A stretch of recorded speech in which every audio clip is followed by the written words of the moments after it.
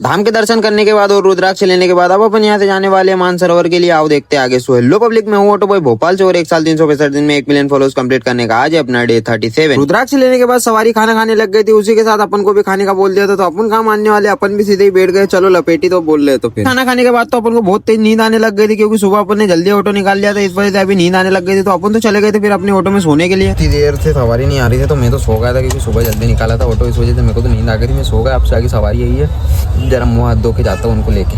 फिर सवारी को लेके अपन धाम से बाहर आ गए थे और सीधे आ गए थे हाईवे पे। हाईवे पार करने के बाद अपन सीधे आ गए थे एक टोल प्लाजा पे। टोल प्लाजा पार करने के बाद अपन सीधे पहुंच गए थे मानसरोवर के लिए। मानसरोवर में सवारी उतर गई थी और ऑटो लगा दिया था अपन ने पार्किंग में, और अपन भी चले गए थे मानसरोवर के अंदर। पहले भी अपन यहाँ कितनी बार आ चुके हैं आपने देखा, लेकिन अभी के इसके अंदर अभी तक नहीं गए, लेकिन अभी अपन इसके अंदर जाने वाले पूरे, मतलब नीचे देखते हैं क्या सीन है, वो दर्शन करवाते आपको भी।